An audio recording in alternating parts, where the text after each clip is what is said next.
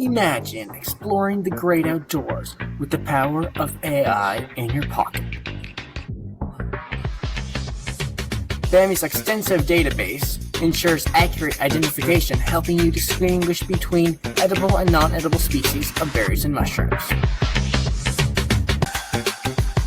And the best part is, it's absolutely free. BaMI, where nature meets AI.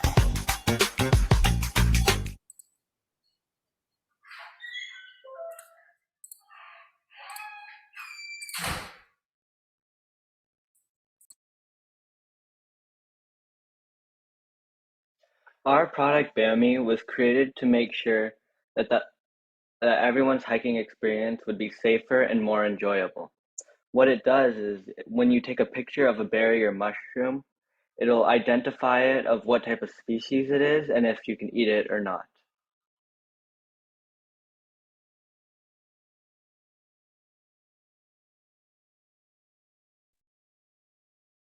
This is the website that we created for our berry and mushroom identification. As you scroll down, you'll see that we'll introduce a little bit about our product, including our passion and motivation.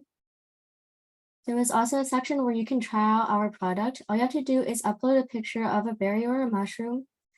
Here we are uploading a picture of a cloudberry. And as you can see, the classifier will accurately classifies it as a non-poisonous cloudberry. At the bottom here is our team page. I'm Zach, a project manager. I'm Thayaden, a project manager. I'm Michael, the backend.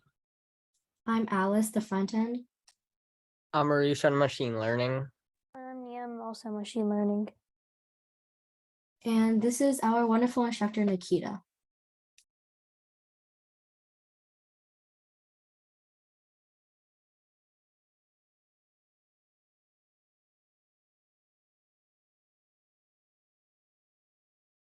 So for the classes of our berries and mushrooms, we had two classes to first decide between, and then 8 different classes of berries and mushrooms. So in our poisonous class, we have death cap and angel mushrooms and mistletoe and elderberries. And in our non-poisonous class, we have cherries and cloudberries, as well as lion mane oyster mushrooms.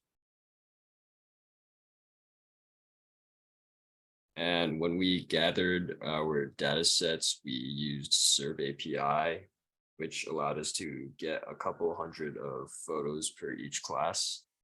And then when we sorted the images, we eliminated the other flawed images, which would improve the accuracy of our model and only allowed us to only keep the pictures of actual higher quality. Our model architecture was resin at 50 for our base model, and then for our fully connected layer where the model will learn more about berries and mushrooms. And then we had 2 output layers since one of them has the poisonous and then one is to be the species. And as Michael was saying, we took our files and then we decided to split them into 70% training, 20% validation, and 10% testing. For hyperparameters, we had everybody train on a little bit hyperparameters, and whichever one was better, we would use theirs. Sorry about the dog. But so whichever one was better, we use theirs. The one that had the highest precision and accuracy and recall was trained on 50 epochs using the cross entropy loss function, a batch size of 32, a learning rate of 1e to the power of -3, along with the atom optimizer.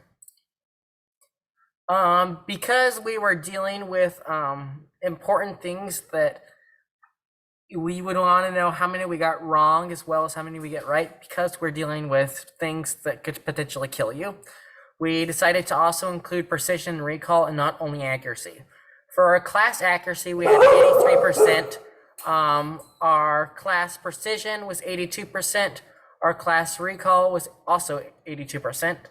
Our label accuracy was 91%. Our label precision was 93%. And our label recall was 91%. So in our accuracy graph, throughout each epoch, that our accuracy increased, and throughout the loss graph, throughout each epoch, the loss decreased.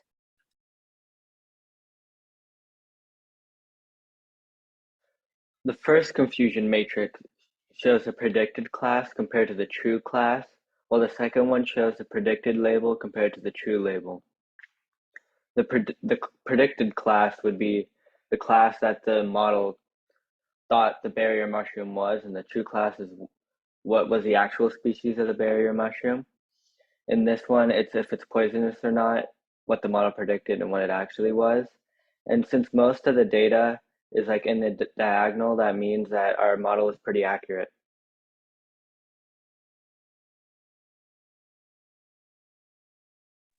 Over the course of this camp, we learned many things. For the first week, we learned how to use Surf API as well as using RoboFlow. We also learned the basics of machine learning and using the Gradio app, as well as the basic intro into computer vision.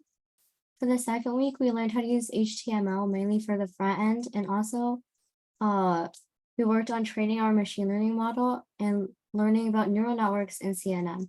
For the last week, we worked on our backend as well as using Runway ML and learning some basics of JavaScript.